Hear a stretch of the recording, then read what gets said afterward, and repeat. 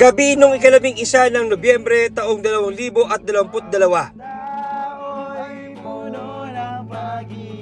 Nagtungo ang binatang itinago namin sa pangalang Carlos sa bahay ng kanyang kaibigan sa bayan ng Paite sa Laguna para sa isang kasiyahan.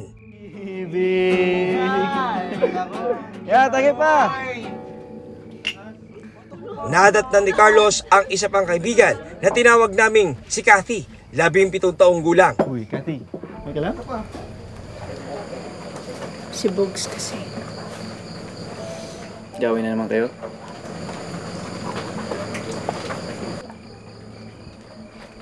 Mga brad, magsiuwi na kayo kasi niingayan na yung tita ko eh. Parang others naman to. Yaman mo na, minsan lang naman eh. Uwi na! Sige na tong mga to. Bye kasi! Matapos ang kasiyahan, Joyride tayo? Saan? Kaliraya. Kung ako yan, dapat pinakita. Kaya nga. Tol, shot ka muna. Uy! Saan pupunta? Kaliraya. Loh, dito nang sasama mo. Oo nga. Di man lang kayo nag-invite sa amin. Magkakasama naman tayo dito. Uuwi na kayo. Uy, pinapauwi na kayo. Sige na. Uwi na kayo. Isang malaking sana all! Sige bro, ingat kayo ha. Ingat din kayo. Bye! Keep safe. Sige. Nag-joyride silang dalawa, papunta sa Lake Caliraya.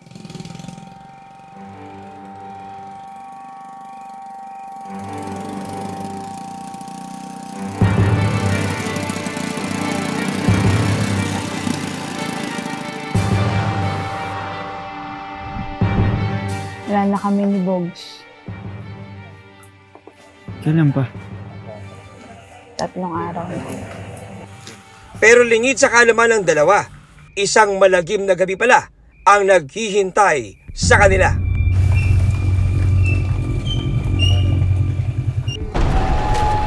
Cellphone, pera. Cellphone, pera! Dali! Ito po! Kuya, wag po. Ito po. Tignan lang kayo. Huwag kayo masaktan. Ano pre? Sige. Tignan lang kayo. Huwag masaktan. Pasunod din na. Kuya, paalisin nyo na lang kami. Hindi, sige na po. Kuya! Tutuluyan ko kayo! Sumama kayo! Takay, para huwag kayo masaktan. Tatapo! Suyak ka!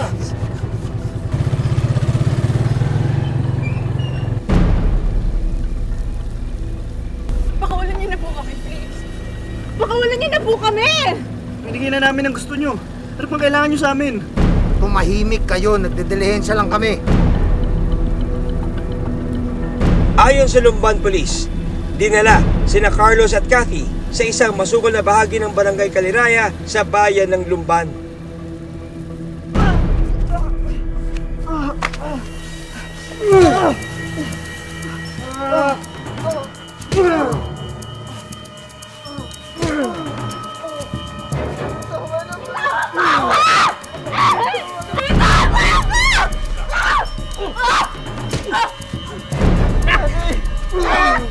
Binugbog sila.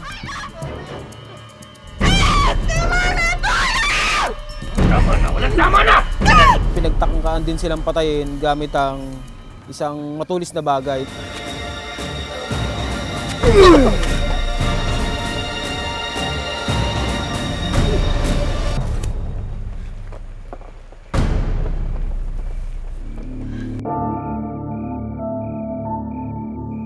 Sa kabila ng kanilang dinanas, sina Cathy at Carlos mala-himalang nakaligtas mula sa pangyayari.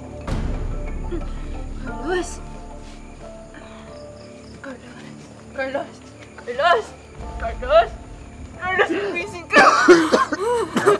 Carlos! Asan yung susi? Asan yung susi? Sa patnubay ng kanyang ina na tinawag naming si Rosana, nagbigay ng pahayag sa amin si Carlos at idinetalye ang mapait na sinapit nilang magkaibigan. Kwento ni Carlos, inakala ng mga salarin na patay na sila ni Cathy kaya sila nakaligtas. Tapos yun po, umalis na po sila. Mga kalayuan na po, ayun, lumapit na po sa akin yung babae. Pagapang pa nga po yung ano niya eh, gumagapang pa siya. So tinatanong niya ako kung buhay pa po ako nung nakadapa o kung kaya ko pa daw po maglakad, hingi daw po kaming tulong. Ay, susi. Motor. Sino ba, Carlos? Like, akin na yung susi. Kukunin ko yung motor. Kaya ko. Kaya mo?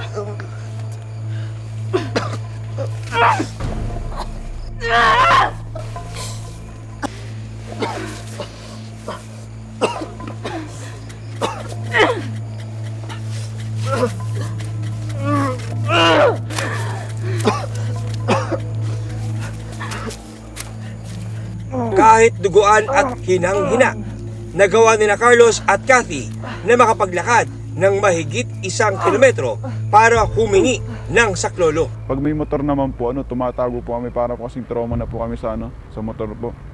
Ay, nagtatago po kami dalawa.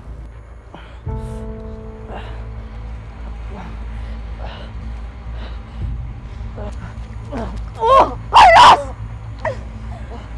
Paupo po ako nun sa may poste. Parang mawala na po ng malay, pinagsasampal po ng kasama kong babae. Tapos umiiyak, lumaban daw po ako. Carlos! Carlos! Gumising ka! Carlos! Tulong! Dali! Dali! Carlos, dali! Sa gitna ng agaw buhay na kalagayan, Hihigit tayo. hindi raw iniwanan ni Cathy ang kaibigan. Sasabi ko po, iwanan na lang ako kasi baka mahuli lang din po, mabalikan po uli kami nung dalawang suspect. Sabi hindi daw niya po ako iiwan. Sabay po naglaad po kami. Tulong po! Hanggang isang bahay ang nadaanan ng dalawa. Teka, tulungan niyo po kami. Na-hold up po kami. Bakit? Ano nangyari sa inyo? Na-hold up po kasi kami. Doon po malapit sa lake. Lumabas naman po yung may-ari ng bahay. Babae po at saka yung lalaki. Tapos nangingi po kami ng tulong na hold up po kami ganun. Sinabi po nung babae, nung kaibigan kong babae lahat na nangyari sa amin. Sabi ayun po naaawa sa amin. Sabi nangingi po kami ng tubig. Kuya, pwede niyo po ba kami tulungan? Dali niyo po kami sa hospital. Pasensya na kayo. Wala kasing mapag-iwanan sa mga bata. Pero malapit na yung barangay hall dito. Diyan lang pagkababaan niyo ng konti. Sabi po nung babae, hindi na daw po matutulungan kahit nga po yung anak nila. Tulog na po, wala na pong maghahatid. Sabi maglakad na lang daw po kami. Malapit naman na daw po yung barangay. Sabi nilakad po uli namin. Matapos ang halos 1 oras na paglalakad, narating ni na Carlos at Cathy ang barangay hall ng Kaliraya. Tulong! Tulong! Tulong! Tulungan niyo po kami, please! Tulungan kami! Tulungan niyo po kami. Bakit? Anong nangyari? Hinold up po kasi kami. Saan? Sa may lift po ba siya? Doon na po kami kinuha ng statement nung lalaki po. Yung kung tagasan po kami ganun. Sabay tumawag po ng ambulansya po sa baba kasi po yung babaeng kong kasama. Sumasakit yung ganito. Sir, kailangan po namin ng ambulansya dito sa Kaliraya. Ngayon na mismo. Sige, thank you po. Pag akyat namin sa barangay hall ng Lumban, nadatnan pa namin yung 2 biktima na nandun. Pero pasakay na sila ng ambulansya. Dinala sa pinakamalapit na ospital sina Cathy at Carlos. Nakikilala mo ba kung sinong gumawa sa inyo nito? Cellphone pera! Ito po. Yung tricycle po nila may kurtina. Tapos yung ilaw meron pong flasher. Dito, idinitalye ni Carlos sa mga pulis ang itsura ng tricycle na ginamit ng 2 suspect. Yung tunog po pang-stock na parang ang hina na bumatak. Doon po sa loob ng tricycle, sira po yung salamin. May sabitan ng kortina. Sa una-unahan po, may mga nakalagay na screwdriver, sabay mga gamit, mga tools po ganun. Pero wala pong ID, basahan ganun. Ayun lang po nakalagay doon.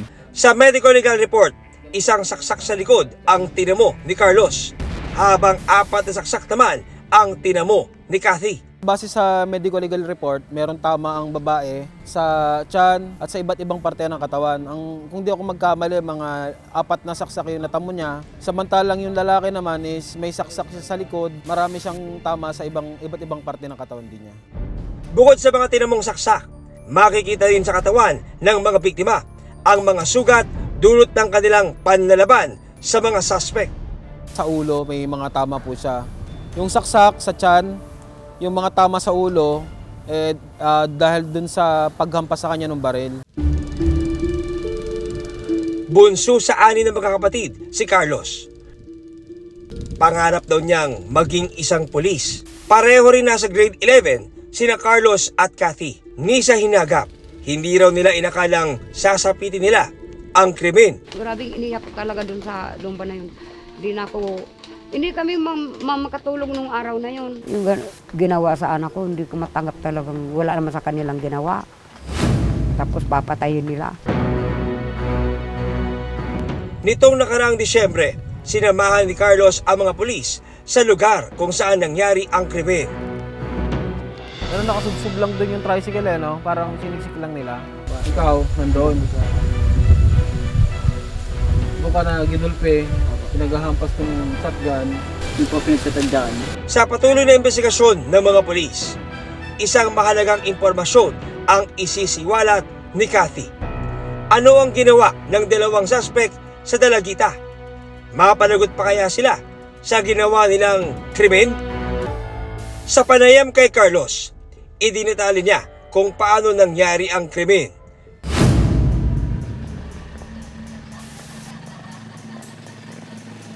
Ayon kay Carlos, pagdating nila sa masukal na lugar,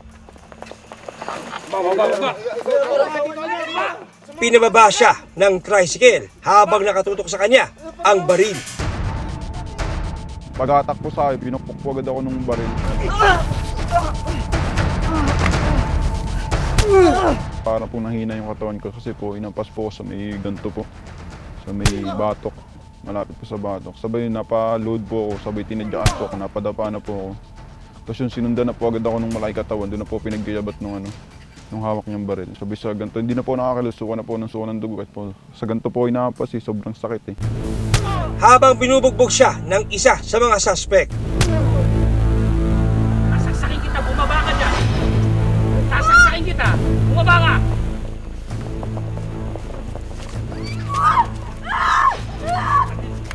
Sasaksakin kita, sige, bumalag ka. Bumalik! Sasaksakin kita, sige! Patayin niyo na lang ako! Sasaksakin kita, halika dito! Sumigaw po siya na patayin niyo na lang ako. Tapos humingi siya ng tulong. Sabi niya, huwag ganun.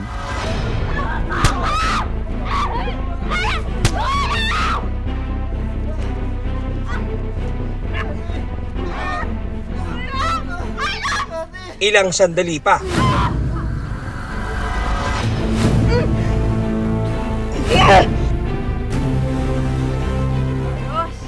Isinagawa ng lalaki ang maitim na bala.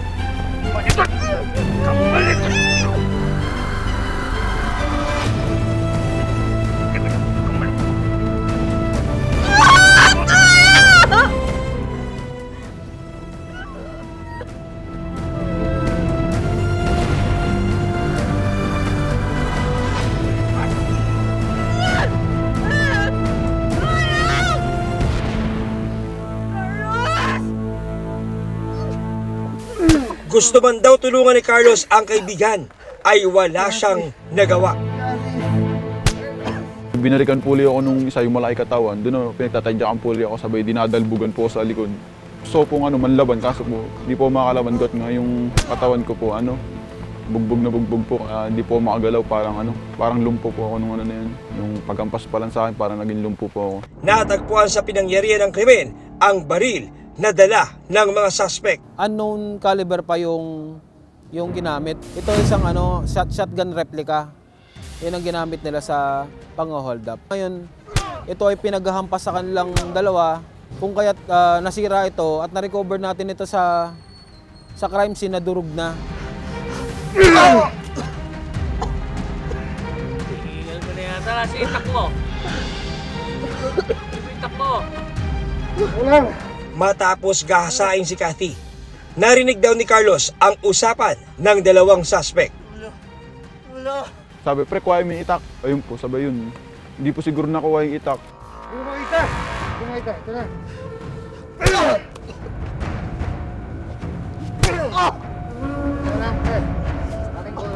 Sa puntong yun, ayon kay Carlos, sinakal siya ng isa sa mga suspect gamit ang isang tela. Sa may ugat ko po sa may utak, parang sasabog. Kasi po yung pagsakal mula na po lumalabas na hininga sa katawan. Bago po ako sakalin ng tela, pag inhale po ako, exhale. Kaya po parang sa buong katawan ko, parang mahininga pa po. Sabay nung sinasakal po ko, doon ako parang matutuluyan kasi po, ilang minutes din po kasi yun bago niya ako ibagsak eh.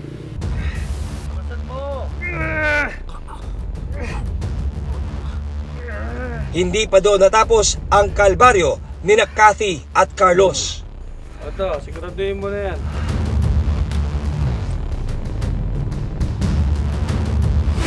Po, yung pagsaksak po talaga sa akin, sobrang sakit po talaga nung Doon ko na po nindala at po medyo parang sa buto ko tumama sa likod. Sobrang sakit eh. Pagkatapos nun, umalis na sila. Apo, umalis na. Agad nagsagawa ng follow-up operation ang Lumban Police para mahanap ang tricycle na ginamit ng mga suspect. Naalala niya yung nangyaring insidente noon, kaya na-picture out agad niya yung tricycle na ginamit sa insidente.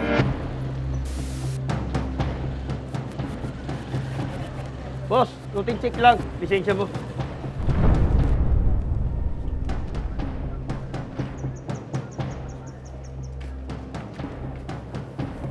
Usay.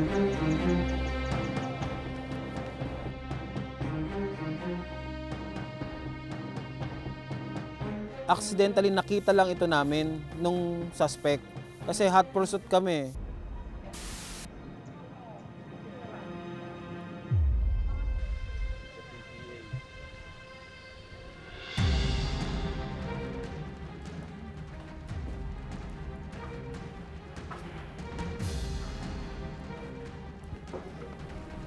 Siya ba? Siya nga po. Siya po yung driver na gumasa sa kasama ko. Kanya po yung tricycle na yan. Bok, huliin niyo na yan. Yes, sir. Okay po. Danilo. Sumama ka sa amin. Sir, ano po atraso ko? Sinto ka na magpaliwanag. Sumama ka na. Kada may dadaan pong tricycle, pinipicturean po nila yung driver, tsaka po yung tricycle. Doon naman po sa description ko, binigay ko po sa doon, yung tricycle, yung mga ng tricycle, yung palatandaan ng tricycle. Kaya ayun po, pinicturean po nila yung tricycle at saka yung driver. Doon nakilala ko po. Wala, ito yung natandaan ng natandaan ng biktima, yung sirang bintana. At saka yung harang dyan na nandyan talaga. Kaya para tinanggal siya nung tinanggal nung suspect after nung insidente. Sa presinto, muling nakaharap ni Carlos ang driver ng tricycle. Siya ba yung nang-hold up sa inyo? Opo, sir. Siya nga po. Kinilala siya bilang si Danilo Barimbad Jr., 38 taong gulang. Magmamakaawa ka ngayon. Hindi ka naawa sa mga magulang ito. Sa nagdidinahin sa lampulo mo kami. Hindi ko pa sinasadya. Tinuro ko po siya na siya talaga. Ang sabi niya sa akin, maawa daw po sa kanya, may anak pa daw po siyang pinapagatas. Di nila ginawa yung nagtrabaho sila ng gusto pa kaming patayin. Mamakaawa ka ngayon? Ayon sa Lumban Municipal Police, ibinunyag ni Danilo ang kanyang kasamang gumawa ng krimen. Sino yung kasama mo? Si Joseph po. Pinangalanan niya ito bilang si Joseph de los Reyes. After niya maituro yung isa pa niyang kasamahan, agad na rin kaming nagpunta dun sa tinitirhang bahay at inaresto ang kasama niyang suspect. Magandang umaga po. Sa'yo ba yung cellphone niya?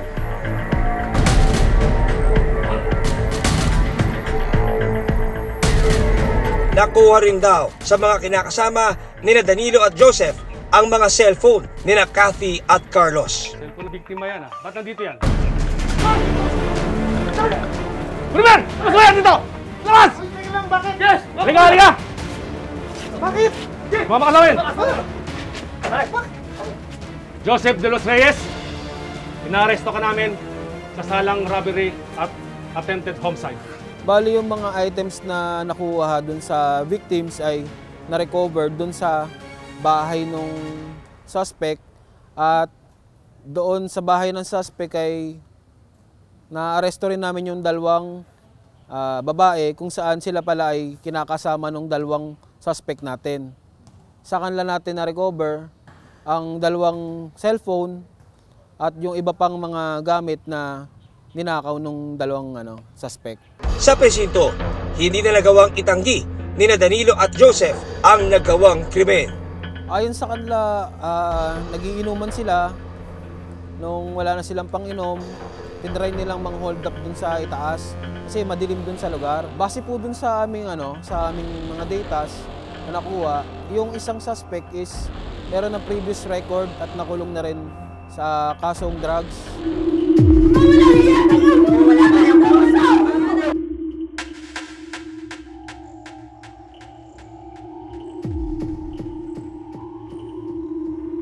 Sabi ko nga kung nawala yung anak ko, hindi ko matatanggap talaga. Sabi ko nga, ma'am, kaya ko silang patayin.